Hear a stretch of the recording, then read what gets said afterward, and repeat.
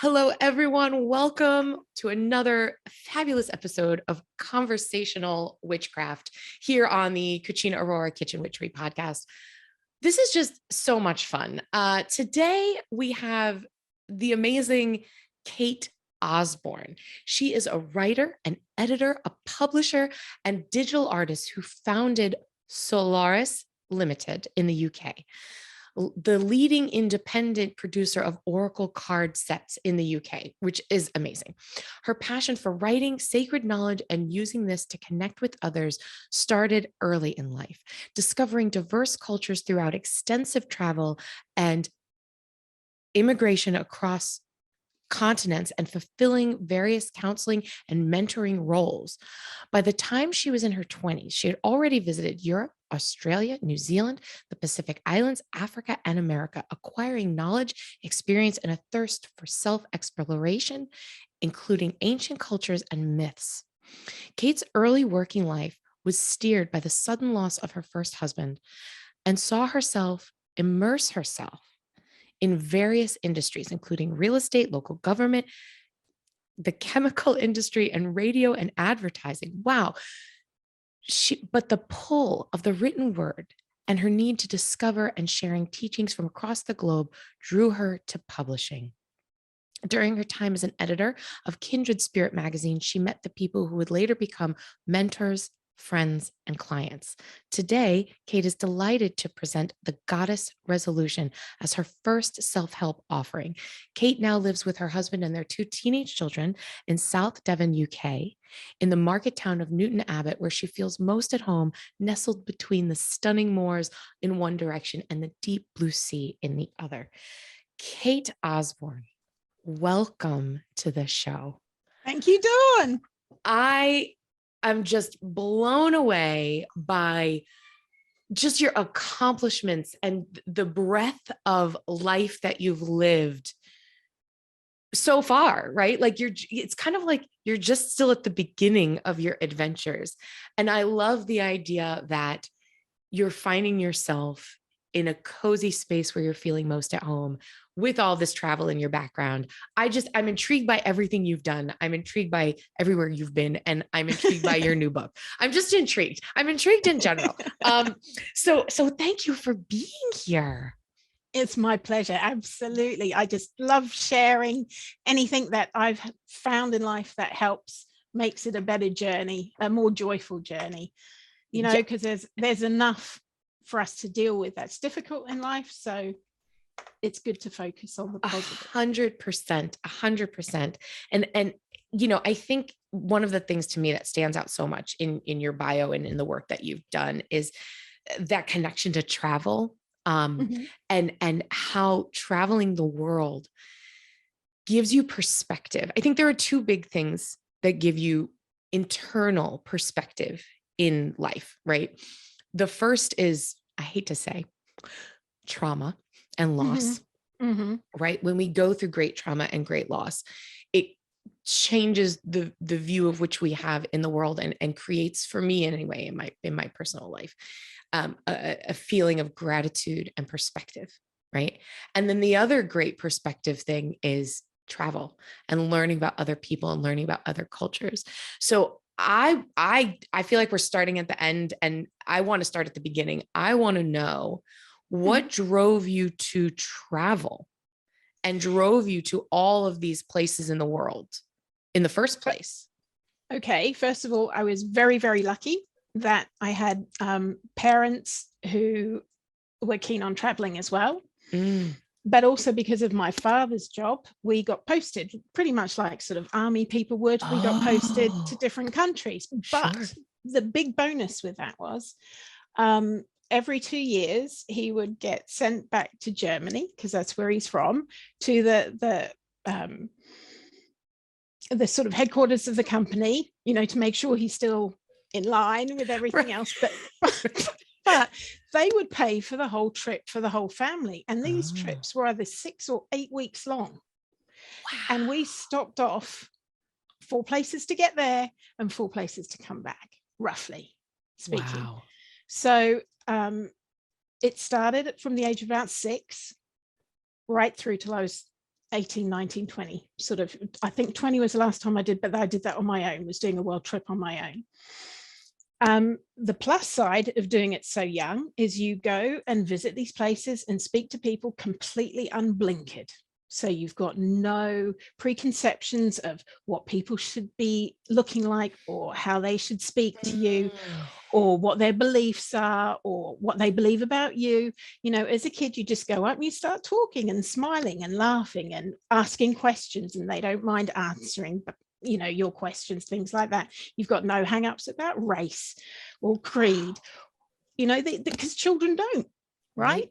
Right. Not unless somebody really starts drumming it into them from a very early age. But as a child, you're naturally curious and you'll just go and explore stuff. So I was really lucky from that point of view. Wow. Then when I started to get into my early teens, I became more conscious. At that stage, I was living in New Zealand, which is quite a multicultural country compared to a lot of the others back in the 80s. This was. I'd just come from Australia, and the only time I saw an Aboriginal person was in a reservation. Okay. And that was the first time I'd even seen a person of color, of any color at all. Wow. So for me, that was like, wow, they look like chocolate. It's great. You know, it was like my that's how a mind at 6 years old. Yeah, at 6 years old, right? It's just like this beautiful chocolate colored skin and stuff. And then I got to New Zealand, and New Zealand has a lot of islanders as well as the Maori people that have integrated. And so for that, there was, you know, all sorts, and that was fantastic. So for me, it was like great. And then traveling around the world, I was just interested mainly in what made people tick. So what their beliefs were, you know, what gave them joy and what they thought would happen in the afterlife, because that was something I was very interested in, even from a young age. Yeah.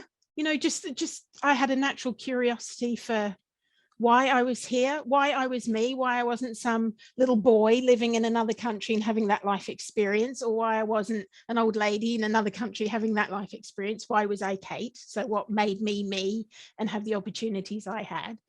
So I guess I was just curious and very fortunate, and really just like talking to people and sort of gel with them. But over time, I also noticed quite a difference in change in the world and in travel, particularly in the Pacific Islands. The first time I went to Fiji, and one of the Fijian islands called Mana Island, the resort we stayed in was quite basic, but it was run by islanders. And they were happy. These are, if you've ever met a Fijian, or if you've seen, I don't know if you guys watch rugby over there, or no, it's kind of like our version of NFL or something, right, you know, right. But without all the equipment, keeping you safe. I'm lucky. I don't watch sports at all. No, okay. I mean, a little bit of the Olympics, but that's fair enough. Sportsy sports, but no, I don't. The Fijian people are big. They're like 6 foot and built like, but really healthily big. And they would, so I came across these big people, and you know, and they're very smiley and very chatty and the rest of it. And I thought, wow, this is great. And I was playing like pontoon, blackjack with them for like matchsticks and stuff like that with the staff. And you're like, how old? 12. Oh my. I love it. You know, they'd be showing me like these fish in the sea and where the corals were and stuff like that. And it was just great. It was really lovely. We went back 4 years later. We went back to the same island, to the same resort, which at that point had been bought. I won't mention the nation, but a nation further north in the Pacific than them, who are quite well off now and have bought quite a lot of that area of or the lands in that area. And they'd put all the staff in uniforms. All the staff had to now live on site, and I've never seen such unhappy people. And it really dawned on me. It was like they weren't allowed to socialize with us anymore. You know, it was, and I just thought, why? And, you know, so it was like suddenly, so that had an impact on me. The first time I went to Bangkok in Thailand, again, staying in a hotel, and that was fine. And then my mother and I went out to see the temple, the Jade Buddha, which is one of the famous, the golden temple with the tiny, I was expecting this huge Jade Buddha, and it's tiny. Teeny tiny. Yeah. But at that time, they were regilding all the temples. And to get there, we were in one of these tuk-tuks, you know, the little things that people cycle, but they have two people on the back. The guys, tuk-tuks, they're called. The guys cycle them. And every time we came to a traffic light, you'd have kids, slightly, but you know, they might have a crippled arm or leg or something and want to give you flowers to put around your neck and ask for money. And that's that really shocked me. That was like, wow, what are all these, you know, these kids, and they're obviously got physical disabilities and stuff like that. And we get to these temples, and all these temples being regilded in gold, and I'm thinking, yeah, they're all these kids starving children in the street, which was really striking to me, you know. To see that as such a young person, and to be so outside. Most children, I mean, until we go to college anyway, right? We're not exposed to anything besides our families. And even within our neighborhoods and our schools, you are with people of the same socioeconomic in most cases. So if you're in a lower socioeconomic group, you're surrounded by others of that. And if you're in a higher socioeconomic group, you're surrounded by people that they look and act just like you. Their families are just like you. Everybody's just like you. So you don't realize that there's so much disparity even within the neighborhoods. They're the same, right? At least that was my experience. I grew up in New York, and that was my experience. And to be such a young person with such a moldable mind at that age, to see children, you as a child, you identify a child. I'm a child, you're a child, and you might have a disability, and you're out here asking for money.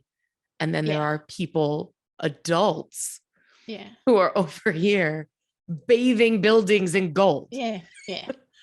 Whoa, what an eye-opening and mind molding experience for you.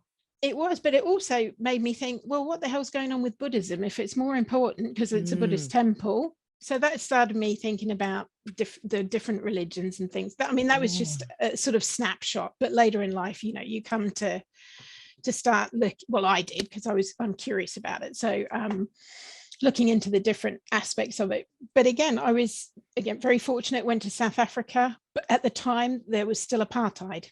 Right now, if you're coming from New Zealand, where it's very mixed and, you know, happily so at the time, to go to a country and see a sign that says blacks only in a park, or on the bus, whites at the front, blacks at the back, was just, it was like a really perverse version of Disney World, because I've been to Disneyland and Disney World a couple of times too, right? So I'm just, this is just weird. This is bizarre. Yeah, that's bizarre. And it is bizarre on so many levels, but to have all those, be able to really compare those things to everywhere else that you've been, it's jarring. I would imagine that was very jarring for you. Yeah, because and some of the conversations that you hear that the white Africans, the Afrikaans, were saying, but again, this is 80s, 90s, so I know things have moved on a little bit from then. But you know, you can read about certain things in books in school, but until you go and experience it and feel it for yourself. And I guess that's why I feel so blessed to have traveled so much when I was younger. I didn't have to pay for most of it, right? Because I sure as hell couldn't afford it now. And B, I wasn't already going to places with preconceived ideas. I wonder, first, may I ask, are you an only child? Did you have brothers and sisters? Younger brother. So he was with you and the family as you're traveling. Yep. Imagining that your brother is asking you questions, and you and your brother are going to your parents and saying, why is this? What is this? How come this is like this here, but when we were somewhere else, it was different? I'm really interested to know, what was the information coming in from your parents when you're asking these questions, and how did they form your thought process about what you were experiencing? I would talk a lot to my father in particular as a child. I like to chat things with him. Now, they've had different life experiences to me because they were born shortly after the war. And my father being German and my mother being English-Italian mix is quite a combination. So normally you have like, don't discuss the war. But right. So and they'd both traveled a bit as well. So they were quite happy to either discuss things with me or point me in the direction of, back then, an encyclopedia or a library, because there was no internet. There's I don't no know how internet. old you are, Dawn. I'm but, old. you know, I'm old enough to remember pre. I'm not that young. I'm actually 104 because it's the. Oh, you look fantastic. Thank so you. Witchcraft works for you, obviously. It does, yes. And I tell you what, it's the oils, isn't it? It's your the oils. It's oils. infused olive. Yeah, absolutely. Yeah, there you go. I say it's not the years, it's the mileage. Well, yeah. Well, then in that case, I've done a load of mileage. Right. I'm 104. That's my number. But no, we had all these encyclopedias, and if you had a question, your parents were like, ugh. Instead of Google it, it was, I don't know, look in the encyclopedia, look it up, or ask someone or whatever, so that was quite cool.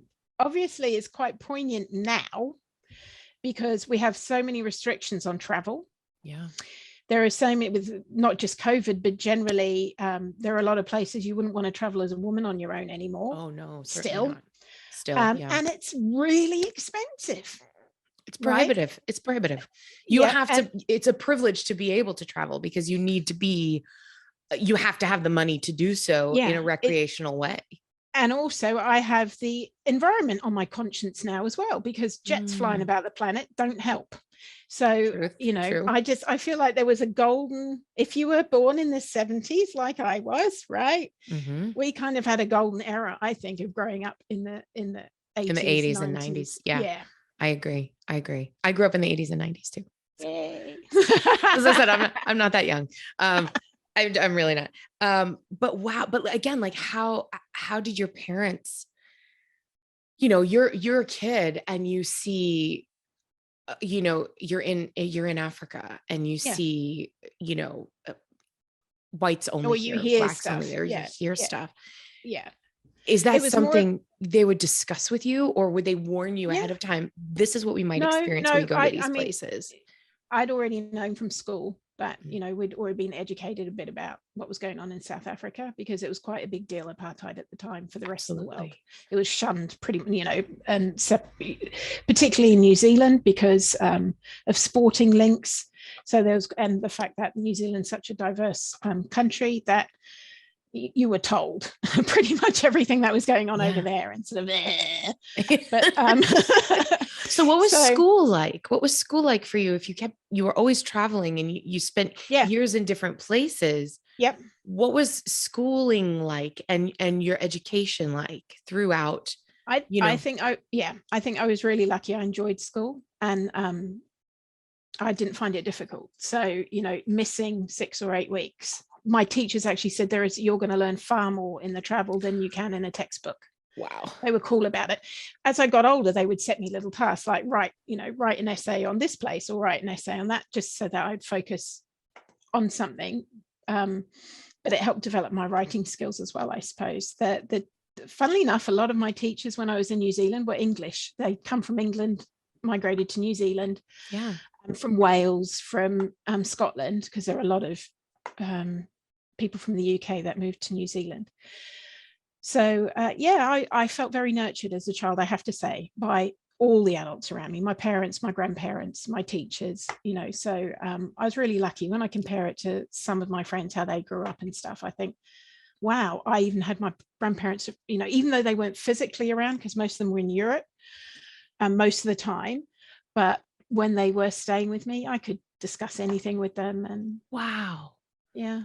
Wow. I mean, and again, to what a unique life experience you've had, and our, childhood development sets the stage for who we become as adults, right? Yeah, what we learn in those first few years, between birth and 5 years old, what we observe, how we see the world, what we learn in kindergarten and first grade, it's personality forming, and the way that we work through our adulthood and what we learn about how do men and women act together, how do brothers and sisters act together, how do you act in public, how do other people act in public.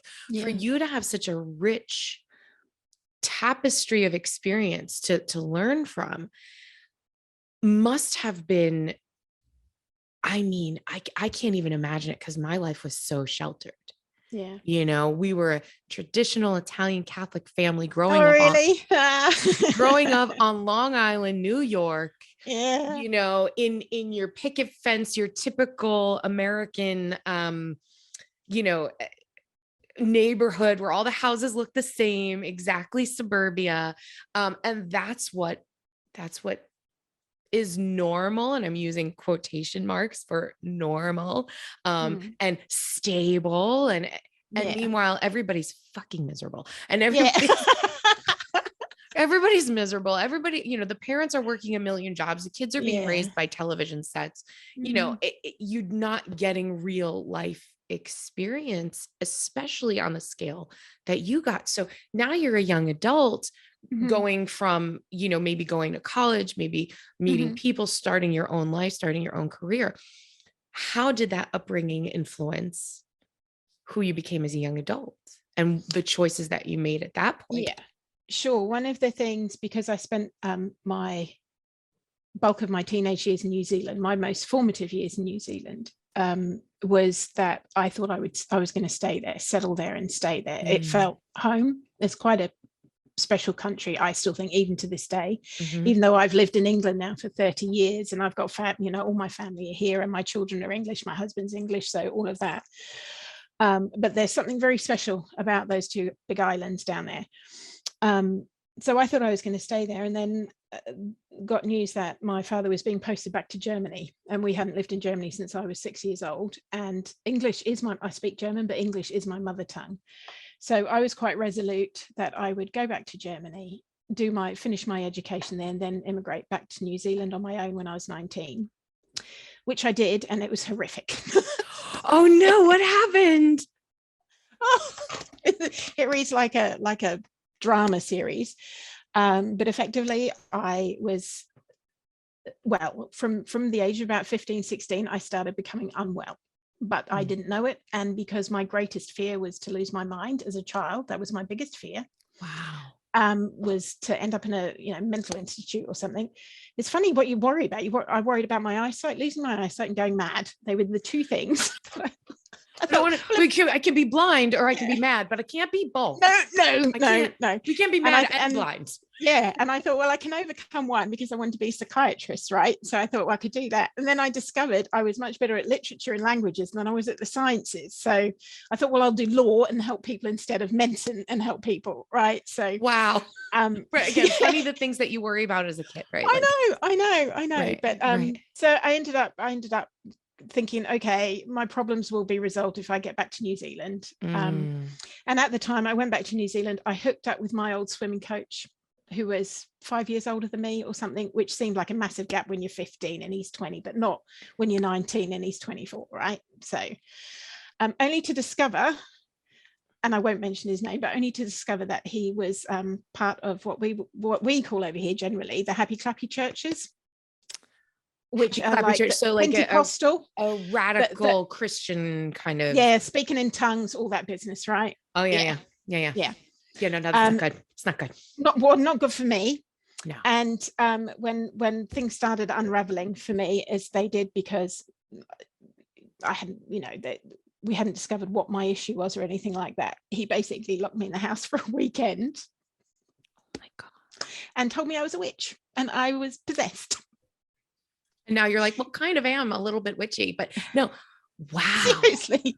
And I thought, and at the same time, Dawn, the Gulf War kicked off for the first time. Oh, and there's me in New Zealand, all my family in Europe. And I'm thinking, fuck, I can't handle a war kicking off with Europe, America, and the Middle East. And I'm stuck down here in New Zealand. Right. And you're in a place where your mental health is not great. You're emotionally vulnerable. You're a teenager. Okay. You're 19. 19. You think still a kid. You think you know everything. You think I'm going to move to New Zealand and I'm going to date my old coach because he loves me. He so loves me. Right. That's right. I'm going to go to university. It's all going to be great. Everything's going to be great. And I know everything about my life. And and every 19-year-old's a fucking mess. Yeah. And here you are dealing with on top of your regular 19-year-old stuff, right? It's the whole world crashing down on you all at once. And then a psycho boyfriend locks you in a room for a weekend. Like that, it does. It reads, it's like a Lifetime movie. I don't, How do you, again, like, but let's just focus on this for a second. As a 19-year-old woman in a new place, struggling with the things you're struggling with, and you overcome. How? People. I still had contact with my best friend from where I grew up, from when I was growing up. I went back to roughly the same, well, the next town on from where I was where I grew up. And my friend rang me up and didn't recognize me on the phone and was so worried she drove over, broke into the house, and took me to hospital. Wow. It's a good friend. That's a good We're friend. Still friends now. She's still in New Zealand. She's been, you know, this is we were both 19. I'm 51 now. So this, you know, this is yeah. And so listen, let's put this out there, because this is a public, you know, people are listening to this. It is not your fault if you're in an abusive relationship. It is not your fault if you're dealing with mental health stuff. It is okay to ask for help. It's okay to not know where to turn. And more people than you think have been through similar situations. Yeah. You know, bearing in mind, up until that point, I pretty much lived in a gilded cage, because my family were quite well off. You know, we're traveling, all of this sort of stuff. I didn't find school difficult. So compared to most of my friends, you know, Kate's getting this and getting that. And, you know, I was a prefect and all that hoo-ha. So this was, for some of my friends, it wasn't nice for them to see me suffer like that. But also it was like, oh my God, she's going through, you know, this best friend that phoned me up, she went through very difficult times when she was young, and she used to call me and say, can I meet you in the park, because I don't want to be alone in the house with a particular person and stuff like that. So we'd been through stuff together already. So I think for a lot of people, it's just nice to know that actually we can all relate to each other. If you get to my age, you haven't got to my age by just living a cushy life, right? It's interesting, because before we started recording, one of the things that you said to me was, you asked me questions about my path, which we just touched on very briefly. But one of the things you said before we began recording was, no one in our line of work who writes books or who's on this pagan path or this witchcraft path, none of us got here because we just woke up one day, or we just woke up like this, or we're just born like this. It is our traumas and our life experiences that bring us to these paths, and the work that we do. Like, all of these experiences of your younger life bring you to, I mean, you get through this, right? You get through this horrible situation. Your friend basically saves your life. And I don't think that's an exaggeration, right? She was right to take me where she did, even though immediately afterwards she thought she'd made a massive mistake, right? Because she saw what happened to me in hospital, and she was like, oh my God, what are they doing? You know, because they just pumped me full of drugs, and they didn't know, you know. Right. I've always had experiences or things that have happened in life to me that I can't explain. Like, that has happened from a very young age, but I didn't know what that was, and I was quite scared of it till I started coming across more people like me, and then going, no, actually embrace it. Right.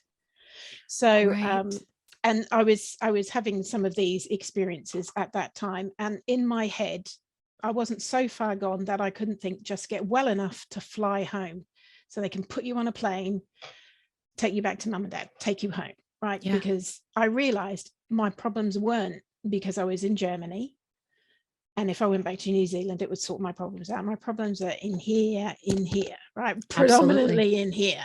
Absolutely. And so, so I was determined, after, you know, cussing at my friend for doing what she did, but then afterwards saying you did the right thing, and she knew she did the right thing. And then there were very good family friends of ours who took me in for a couple of weeks and just made sure I got well enough to be able to fly back. I don't even remember the flight back from New Zealand to I'm not Germany surprised at the time. Yeah, I'm not surprised. And the funniest bit was when I got to the airport, my parents walked straight past me, because in the three and a half months I'd been away, I lost 3.5 stone. What is that? That's a 30 pounds, 35 pounds. Yeah, pretty much. It's Right. significant. A stone is like 10 pounds or 12 pounds. No, a stone is 14 pounds. 14 pounds. Right. So that's crazy. Right. Yeah, that's how sick you were in a sick environment. And I don't mean like, oh, it was such a sick environment. I mean, because unhealthy, toxic environment in an unhealthy, toxic relationship. And you're 100% right. I think so many people that deal with mental illness, especially at a young age, you think, oh, if I could just do this, it'll be better. If I just go here, it will be better. I'll run away. And I don't mean run away as in like a leave everything behind, but like I'm going to change. I think I can change what my external situation. And that's going to fix it. And also, if you've been the one person who's been 100% fine and helped everybody else to that point, you can't possibly be seen as the one who's crumbling, right? If you're the rock for so many other people, for my friends and stuff, then oh my God, I can't, then they'll never trust me. They'll never want to speak to me again if they know that I'm this weak, ill person. And actually it was the complete opposite. It makes you even more approachable, even more, that because they know you can empathize, you have an understanding. I would and being that perfect student and never having trouble in school and having a great family life and all that stuff, you get in your own head and you go, well, it can't be that bad. Other people have it worse than me. I'm sure I'm fine. What do I have to complain about? No one's going to believe me when I say that I'm not well. So I just have to deal with this on my own. Right. Well, that's, I can handle it. I get straight A's in school. Everything's fine. And inside you literally feel like you're going to throw up your insides at every moment. Do you know how a person that suffers with anxiety. I have some very bad anxiety things and been in therapy pretty much my entire life to deal with them. And you don't realize how messed up that makes you. Can I say one thing? Please. As a non-American, that's one thing you guys have got nailed, is the therapy, is the talking therapy. In Europe, it's still a taboo, although we're trying a lot, especially in England, to change that, but it's still such a taboo to admit you have mental health problems and you're seeing a psychiatrist or you're seeing a therapist. Well, I'm happy to hear that America's doing something right, because really we kind of like, all right. But most of the time I meet people from other countries and I'm like, I'm sorry, like just on behalf of America, I'm just sorry in general. If any nation's going to say sorry, it's got to be the English, right? You look at the last empire that was that's not around the world. No, seriously. It's like, and bless you guys, but you're all ex-Europeans. You're our teenagers over there experiencing stuff, And we suck. We suck. I mean, I'm super happy and I'm very, very grateful that I was born and raised in this country, because it gives me the platforms to do and be who I am. But right now in this moment, we have a lot of work to do. We're right behind you. We're right behind you with our prime ministers right there doing all the... Anyway, that's a whole other conversation. That's a whole other... We could have a whole other show where we talk about politics and how much everything sucks. Can we just have like a little witch commune in the middle of nowhere where we're all just like love and light and bullshit? Like I can't, whatever. But no, I appreciate that you say that we really have the mental health thing on our side. But the truth is that's not even within nuclear families, it's an issue. It's an issue. It's a taboo. It's a taboo. It's one of the last taboos to go. My father was in the mental health industry. Oh, right. Okay. He was a PhD in psychology and taught other people to be counselors, right? That was his job, to teach other people. And still in my home, the idea of going to therapy was like, well, are you sure? Like you need to do that? well, what does your therapist say about that? Like, there's still what does your therapist say about your anger issues? And I'm like, don't poo-poo this. Like, even in a home like that, there's still so much of a taboo. And the only way that we espouse the taboo is to talk about it and to be open about it, and to say we are all messed up. Absolutely. And also to admit that you can't necessarily fix it, right? So to encourage people to go to the right people to help with that as well, because as a mum, it's, you want to fix all their problems all the time, and you don't want to, and then you realize actually you can't. Sometimes you've got to let somebody who's either has the distance, which is important, the emotional distance, which kind of comes sort of full circle to the book. Yes, that's what I was going to say. Am I allowed to do really tacky? I love the book. Well, listen, say what you're going to say, and then we're going to take a quick break. Okay. Because the book essentially is for women.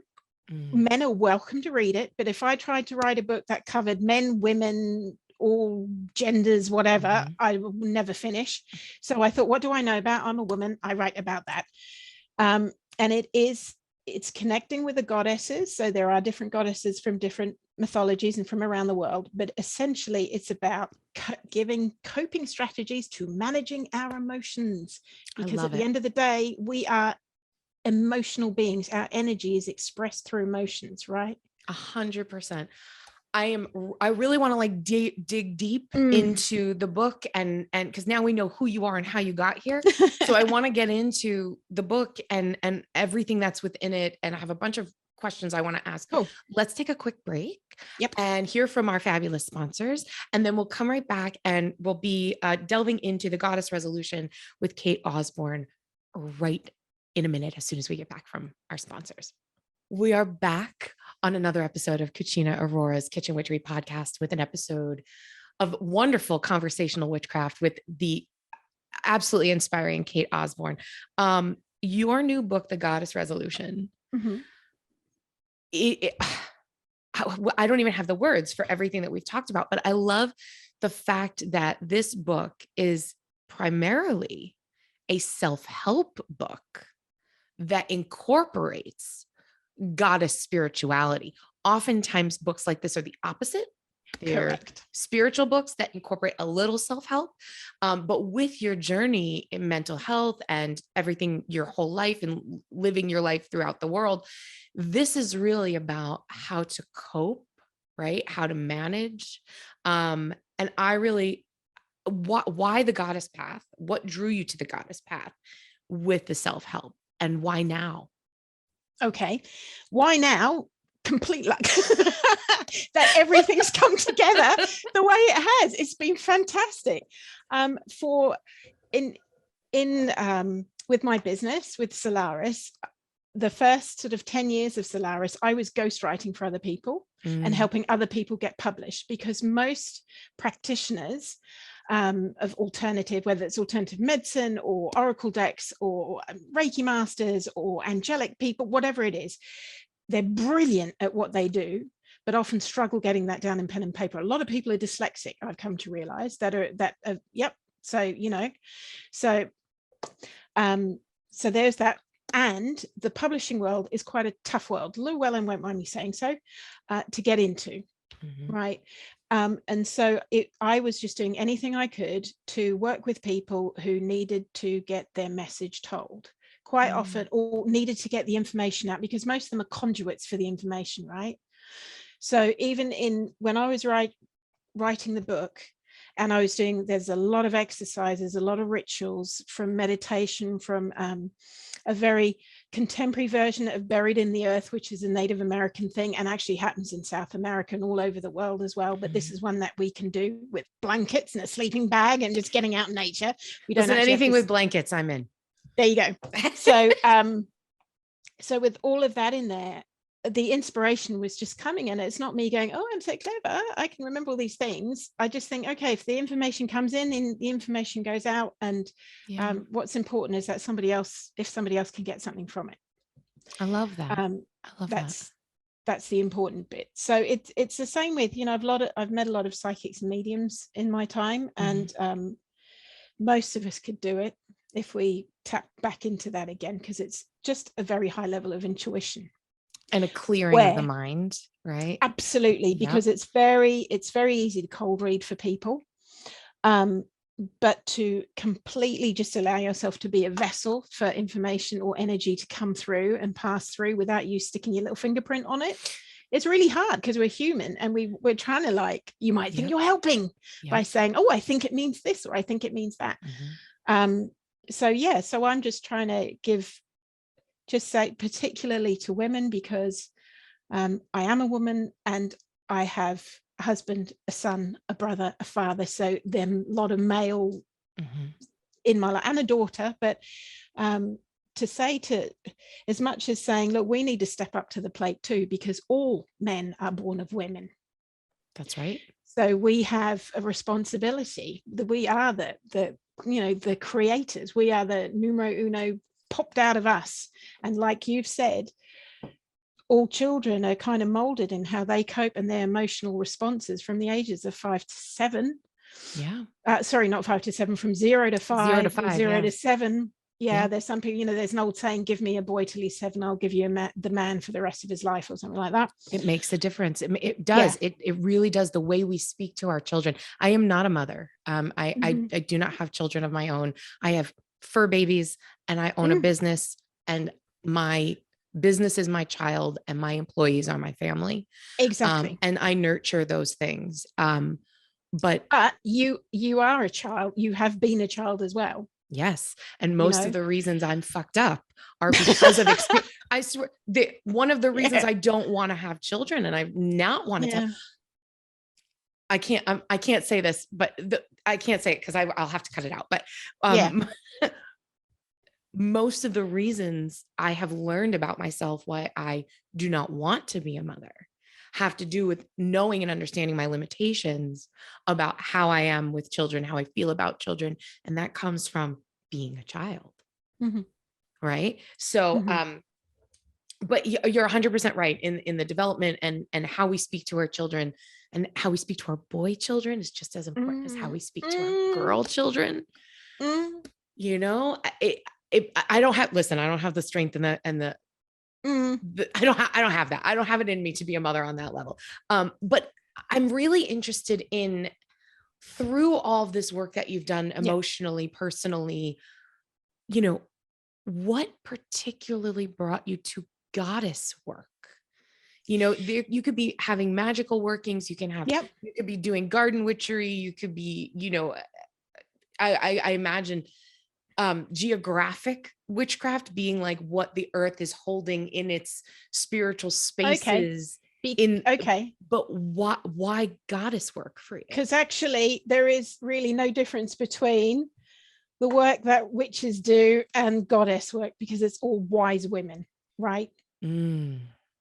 So for some people, they're just more comfortable with the idea of working with a goddess as opposed to working with a witch, just because of the terminology. Yes. But there are a lot that cross over. Hecate, or however you wish to pronounce her, there is a Greek goddess, but she's also known as Queen of the Witches. She is. She's the mother of witches, right? So yeah, exactly, mother of witches. But so there you've got a goddess who's both, who's doing all things. Gaia crops up in both. There's a side of Gaia that is not, similar to Kali, the destroyer, and things like that. They're capable of creating a lot, and if it ain't going well, they'll also take it all away and give the space to start all over again. Because when mama ain't happy, ain't nobody happy, right? Mama's gonna come in, and she's gonna give you everything. She's the creator of life. Gaia, the creator of life. Kali, chaos, and then I'm gonna wipe it all away and start over, because it can't begin life if we can't also destroy life. Right. And you need balance and also energy. And for me, it goes back to energy. To me, everything is energy, right? You can answer, why are we here? Energy, because we're all a manifestation of energy. The table, your lovely dresser behind you, thank you. One manifestation of energy in wood, for example. Yes. So it's then how you channel that energy, and that's kind of what the book touches on as well, through your emotions, to either have a You can have a negative outcome, you can have a neutral outcome, you can have a more positive outcome. And I'm not saying you always have to have a positive outcome, because that would be boring and also very exhausting to have to keep going down that route. But to find the balance, because at the end of the day, it is about balance. So you can have a shitty day, right? And you can have a shitty week, but you need to then also have a somewhat decent few days and things like that. Otherwise you end up in a dark place for a long time. Yes. Likewise, you can't be manic all the time. You can't have, yay, I'm great, and it's all fine, because you're going to burn out and fall big, right? So it's about striking that balance. And also I'm led by my emotions, hands up on that one. So, there are times where I'm like, I'm also fire sign. So, there's all of that going on as well. Yeah. But it's just thinking, okay, and maybe it's an age thing too. So you get older, you just think, like, you realize life is short, this life that because, there are not that many people that can remember all their lives before or even into the future. Sometimes you might get a glimpse of stuff or a feeling, deja vu and all that sort of thing. But you need to make the most of this life now, because this is where we learn and where we grow, and what feeds our soul for what comes next. I'm a firm believer there definitely is next. I agree with you 100% on that, 100% on that. And I definitely think that when you start working with and studying goddesses, one or more tend to stand out at any given time. Actually, right? I'll say this, Dawn, and this is kind of kicking myself in the boot a bit. Yes, you could probably find a list of 100 or more goddesses, but in effect, there's about 7, right? The archetypes, right? Yeah, and they're just depending where you are in the world, she will have been given a different name, and maybe governing slightly, because we are also governed very much by our environment. So you're going to get goddesses that are fueled by fire or wind or whatever it is in parts of the earth where that dominates. You're going to get goddesses that are of the woodland and water bit where that dominates, So it pretty much, there are these, like you say, the archetypes. There are these, Gaia has many different names depending where you are around the world, and similarly to Kali, because she's a part of another goddess creation, the destroyer, and you've got various versions of her throughout different cultures as well. I think for me, going back to your question when you said why goddesses, was because for a long time I didn't like women much. Growing up, I preferred to be in the company of boys, because I found them quite easy to read. Not complicated. Once you had an argument, the argument was done. They tend not to hang on to stuff. Women tend to hang on to stuff and churn it out again at a prime moment.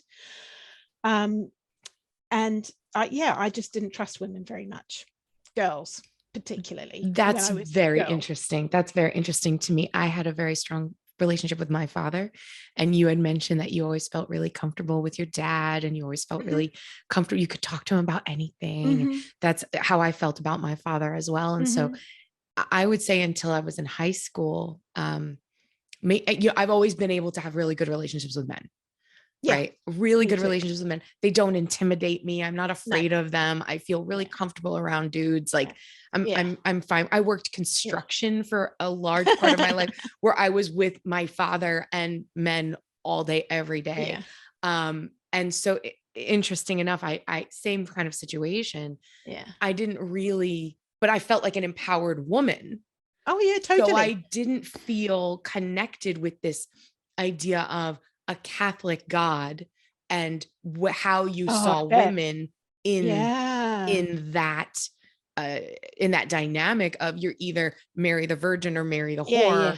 I didn't see myself in that religion at all. So the duplicity of, I'm super comfortable around men, but I don't see myself in my spiritual path. So now I need to find a spiritual path where I can see myself.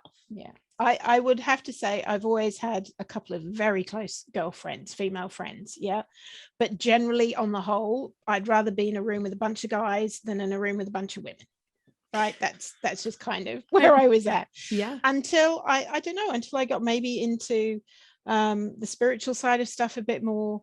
But even then I found a lot of the women within that circuit were flaky or catty or yeah, competitive.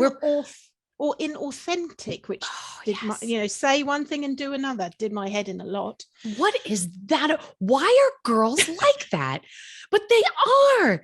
Girls are like that. Women are not. Right. Yeah. And that quite. comes It's down the to insecurity.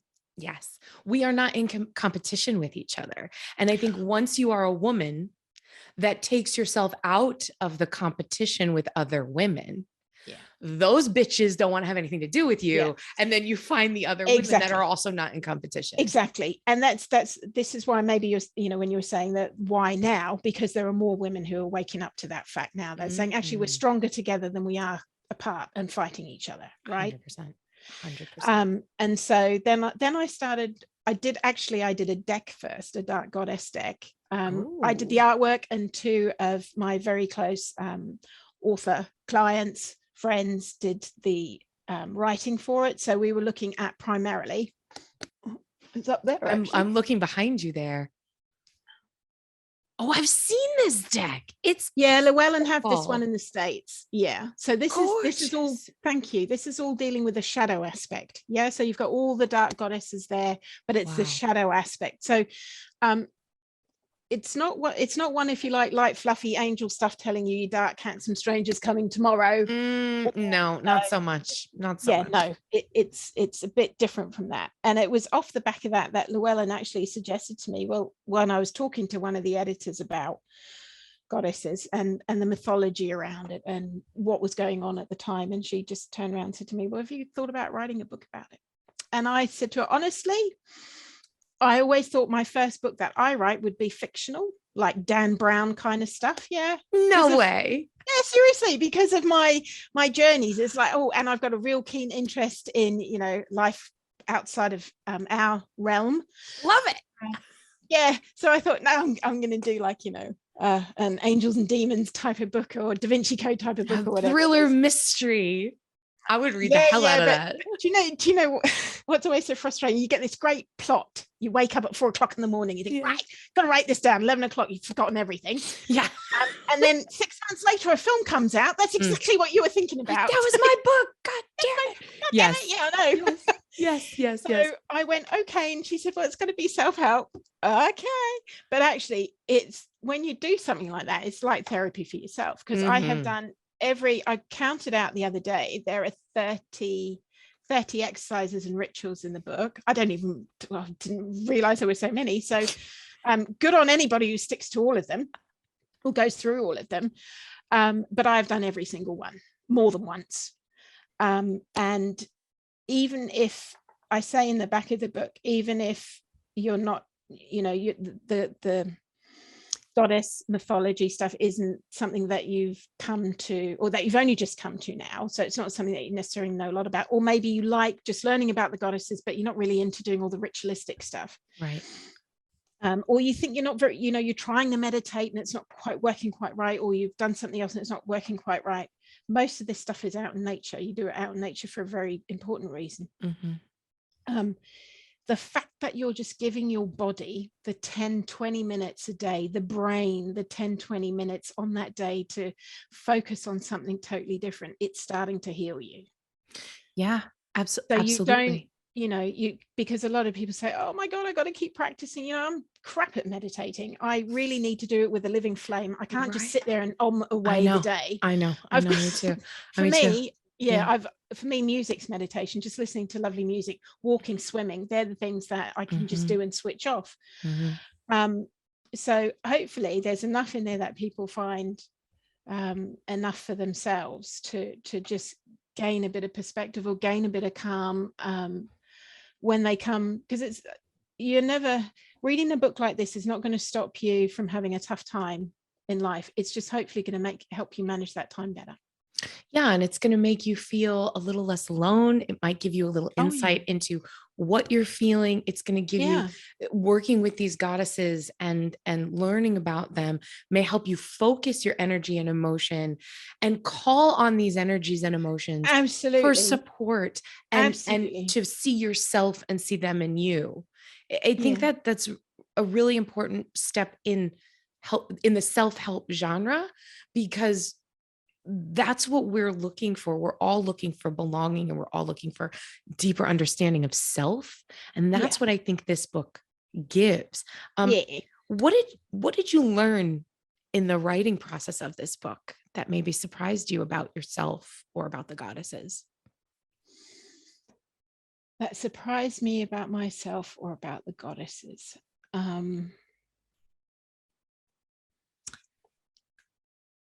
That how much of it actually relates to proper physical change in your body as well.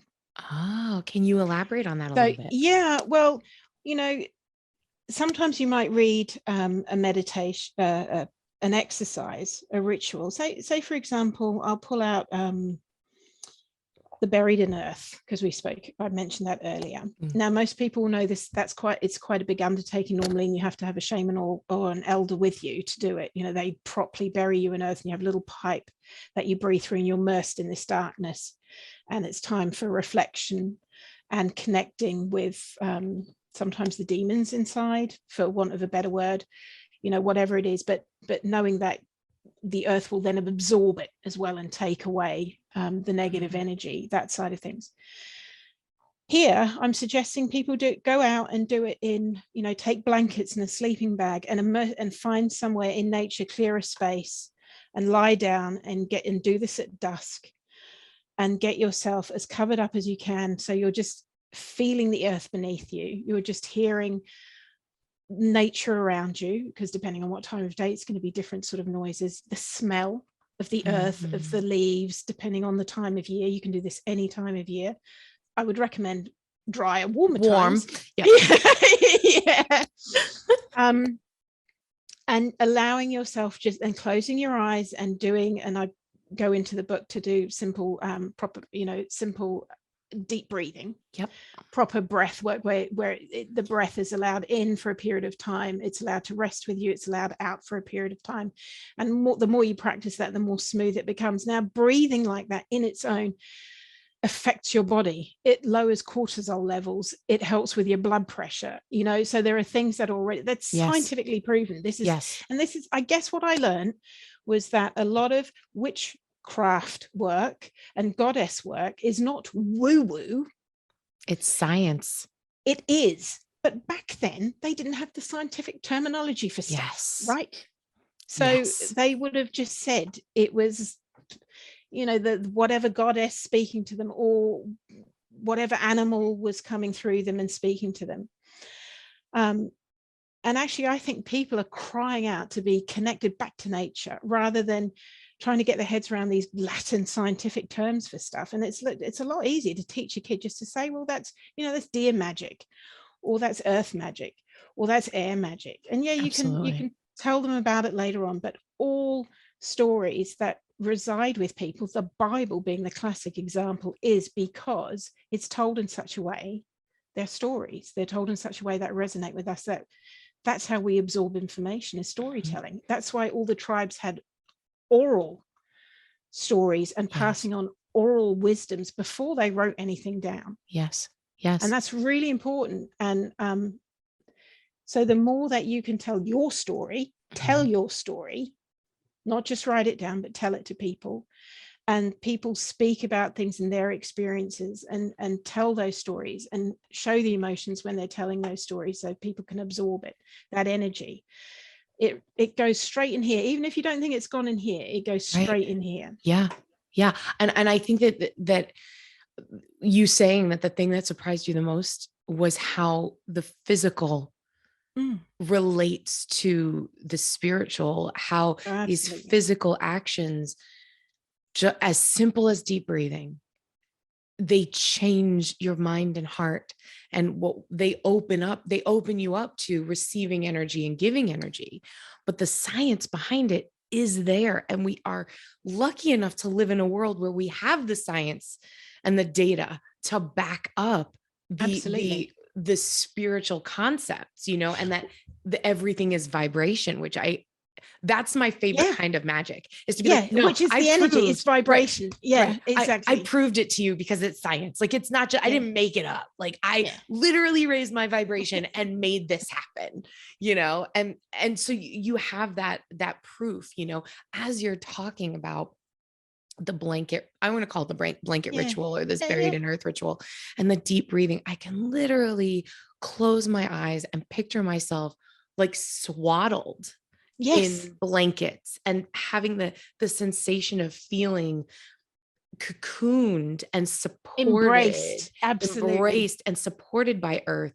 I remember doing a meditation in a yoga class once where it was a yoga nidra class. I don't know if you're familiar with yoga nidra. And for those of you who aren't familiar with yoga nidra, it's a deep meditation process where you basically scan every part of your body and send your intention to that particular, you'd be like your big toe, and then you go to your next big toe. It's a crazy deep meditation. You'll never sleep better in your life than when you do yoga nidra. Not ever. But I can clearly remember, it might have been when my father was ill, and he was going through, you know, the last stages of cancer. And I took this yoga nidra class because I needed a stress relief. And I remember being in that, and this is the feeling I get when you talk about this ritual that's in your book. And the instructor saying, feel the earth beneath you and know the earth is always there. The consistency of Mother Earth, the consistency of Mother Nature, and that she is always there to embrace and support you. And I never forgot that feeling of being fully supported and being allowed to let go of all of my physical muscles and feel myself sink in. And I think as we're discussing goddesses and this type of goddess work, that is a feeling that comes to mind, because she or they are always there. You just have to remember. And isn't that the mother we all wish we always had? And isn't that the mother we all wish we could always be? Right? You're blowing my mind here, Kate. You're blowing my mind. We're running out of time, but I really want to talk to you about this one point that you had brought up in the questionnaire. And I was so intrigued by it. I had to bring it up. I want to talk about what is the importance of energetic manifestation in myth, as you brought that up in the questionnaire. And I was like, oh, what a cool thing to talk about. And how does it translate into your life? Okay, so when I'm talking about energetic manifestation in myth, is the idea of creating these, you know, Marvel characters, for want of a better word. Back then, we have the gods and the goddesses in mythology, and it's in all cultures, in all the stories, but generally we tend to talk about the Greek stuff when it comes up, or the Norse stuff, right? Because that's what's familiar to us. But it was, for me, at least for my sort of learning and understanding, it was just another way of expressing human emotions and human psyche, but they took on these godlike forms, right? So we have the Venus was all about beauty and love, but that's the part of beauty and love within all of us, but it's expressed in this particular way. You know, Pandora, the idea of her being the curious one, and curiosity in the end lets out all this horrible stuff, but hope is what remains. So they are really big life lessons for people back then, but they needed, like all people, I think people need something or someone to believe in or look up to, especially when we're little, right? Because we are just little. And so I think that the idea of the way that energy manifests in us today, the energy is always there. It's our choice how we decide to bring it into fruition. And right now we're living in a very interesting time where there is this imbalance. So a lot of energy is being manifested in a way that is not healthy for the planet or for people. Yes. And those people who are manifesting the energy in that way are so far gone. I actually feel sorry for some of these people, because I think that they're so immersed in kind of that life and what's happening there. And they only see the very short their lifetime, right? They're only like in it for the, it's like a weird way of saying being in the now. Well, being in the now is great, but there are three, there are generations going to come after you. There are generations before you that you need to pay respect to. So being in the now and living for yourself in the now is okay to a point, but then you still need to consider other things. So when we're manifesting our energy, we have to think, okay, how is our energy, the way we manifest it, going to affect the generations to come after? And how is it paying homage or respect to the generations that came before us as well? So that might be in the way we look after the planet, in the sense of the our living conditions for the planet, because the planet is fine. The planet can cope, whether she's an ice ball or a fireball, she'll do it all again. Remain. She's done it before. Yes. And she'll do it all again. But if we want to continue living on this beautiful version of the planet, our sort of Eden version of the planet, then there are certain things we have to consider and change and do now.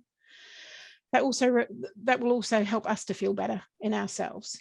Right? Because we don't want to be eating stuff that's polluted with plastics that we can't see. Yes. We don't want to be killing, sea life because we are using, laundry detergent that has some sort of a chemical in it that's going into the groundwater that then seeps out. All of those things. Yeah.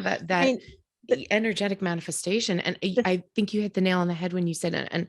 And just to interject very quickly, the people that are energetically manifesting the bad stuff don't know they're doing it. They are not conscious. They are not. And I think that's the problem, is that thought becomes energy. The way that we walk through the world becomes the energy that we put out into that world. So if you are a person, or I am a person that is sitting over here thinking everything sucks, I'm not grateful, my world is crap, blah, blah, blah, blah, blah, you're literally going to create more of that in your own sphere. That's going to bleed out energetically like ripples in the water. That's going to bleed out energetically to your family, to your friends, to your next generation from the past generation. It's going to hit everybody, and you don't know you're doing it. And doesn't this all tie back to the beginning of this conversation? Mental health, taking care of yourself, getting your shit together, and handling yourself and healing what's hurt within, not fixing, but healing. Correct. And this is why it's about coping strategies, about learning to cope with things. Yeah. Sometimes, well, for me, certainly the toughest times have been the most learning times, the times that have given me the greatest strength, that have also allowed me not to fall apart when it happens again. Right. So I went through that stuff I did when I was 19, but when my husband committed suicide when I was 26, I could cope with it because of what I'd been through before. Okay. No, it's okay, Dawn. It's okay. Seriously. So it's weird. You don't know it till you kind of, and then as you're getting older, if you're very lucky, there are some things that will destroy people. Suicide is still the biggest killer of the under 35s in our country, across the board, not cancer, not car accidents, nothing. It's still suicide. So because I have strong feelings about it, and maybe not what you think, I was very angry when my husband did what he did. Of course, to start off with, yeah. I'm like, you left a big ball of mess here. How dare you? Right? It's a very it's a loaded topic.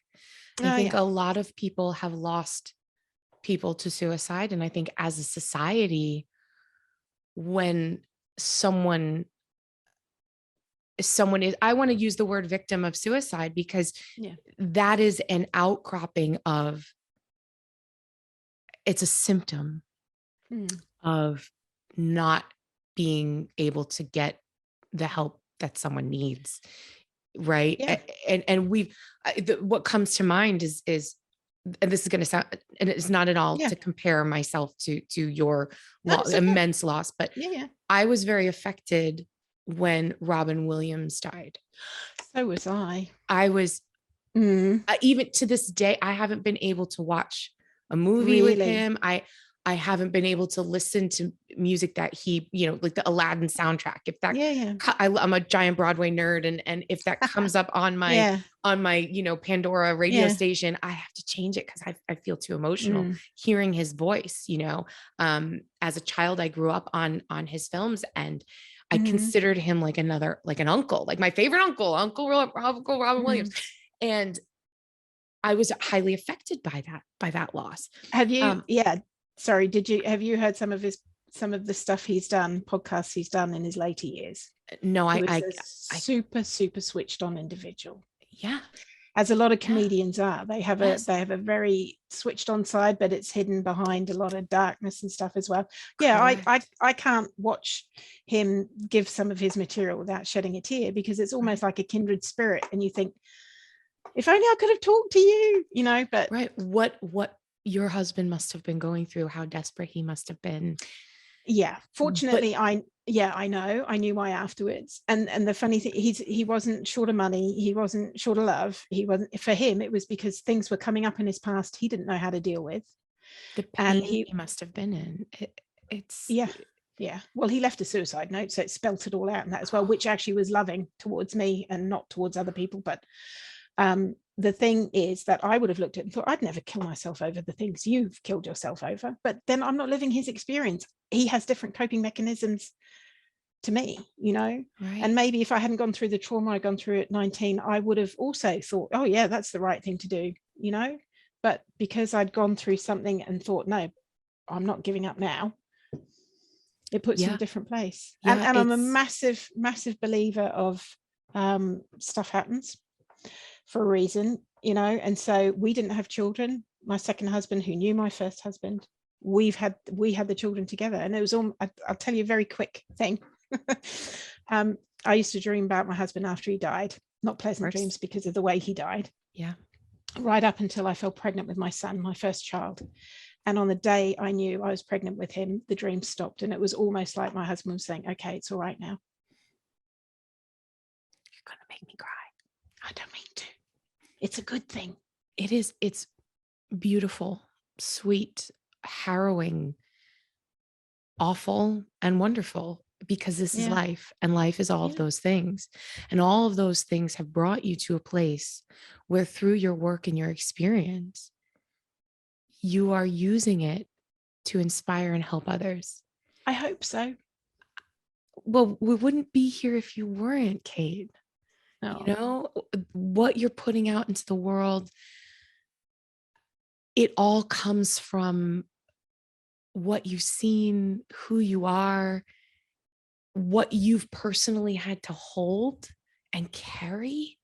And now you're saying, hey, look, this is what helped me carry this, finding this divine purpose, finding goddesses to identify with, living your life in an authentic and clear way to help others and inspire others, would not be possible without all the trauma that you've been through.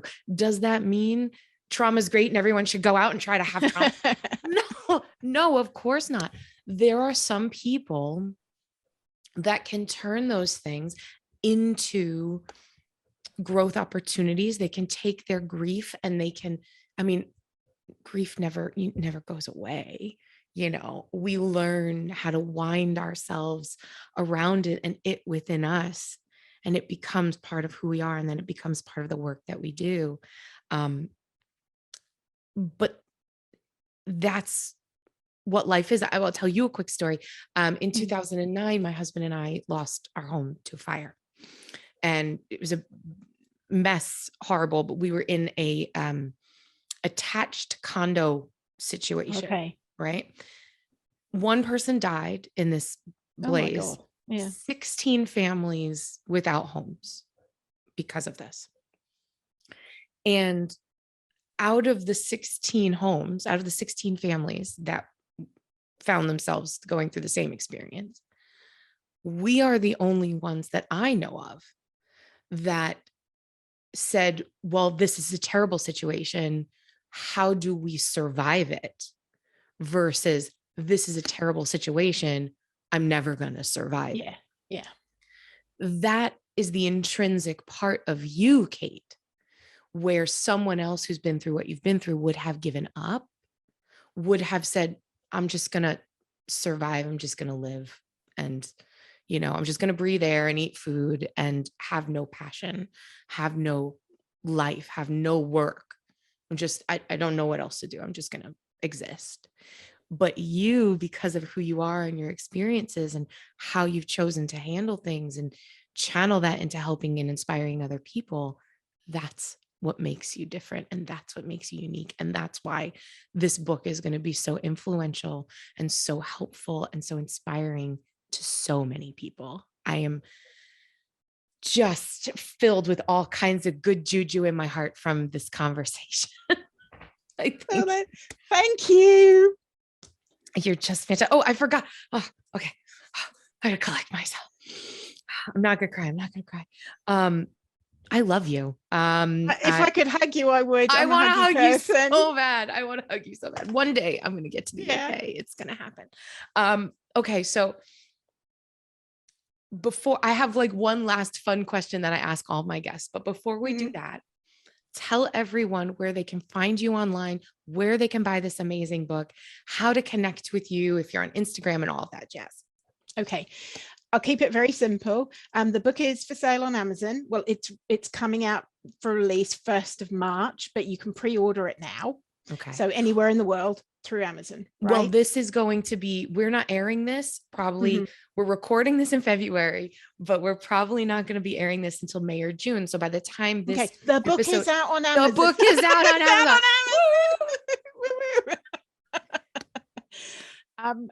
And I'll just give you my website because there are contact details on there if you want to reach me, which is www.solarus, SOLARUS, LTD for limited.com. Solarus Ltd.com. The book is The Goddess Resolution. Yep. It is. It's so inspiring. I'm blown away. It is available wherever books are sold, right? Absolutely. So even here in the States, you'll be able to get it at our mainly in the States. Mainly in the States. Fantastic. And of course at Llewellyn. So I'm so excited for everyone to get this book. Now I'm going to ask you my very last question, which I ask everyone. I am a kitchen witch and my magic is food. If you could have me make you one magical meal, what would it be and why? This is a toughie. Okay. Do you do desserts? I do. Could you do me a dessert, please? Yes. And the reason why is because I just love sweet stuff. Do you? My favorite dessert is ice cream. I'm really simple, but if you can work it into any dessert that you like. Well, what's your favorite ice cream? Ooh. Well, ice cream or cheesecake. Now you're Italian. Cheesecake, please. Oh, cheesecake. Now, do you want a ricotta cheesecake where it's like proper ricotta cheesecake, or like old school with cheesecake, like please. lemon zest and just simple, just like vanilla and lemon. Yes. Okay. Yes, please. That's so funny. You know what's funny is that I am not a sweets person. No, I didn't think you would be. I'm not. I'm the person that would always take, as you would call them, chips. I would take buckets and buckets of chips over a cheesecake any day. Like my favorite thing is like salt popcorn and potato chips, or you would call crisps, and French fries, which you would call chips. It's all right. We've got McDonald's here. We understand French fries. Yeah, but McDonald's is not real food. No, I want to go into the pub and I want like, I want like big chunky British chips with vinegar. Yeah. That's what I want. I would. So when I come to the UK, I also like all of that. I happen to like food full stop, but this is why well, the camera stops here. This is where the camera stops here. Okay. Yeah. Thank you so much, Kate, for being here. This has just been so wonderful. Thank you so much It's been lovely to be with for you. joining me. I hope you had as much fun as I did. I did. Until next time, I wish you all many, many blessings and just so much gratitude. Thank you so much.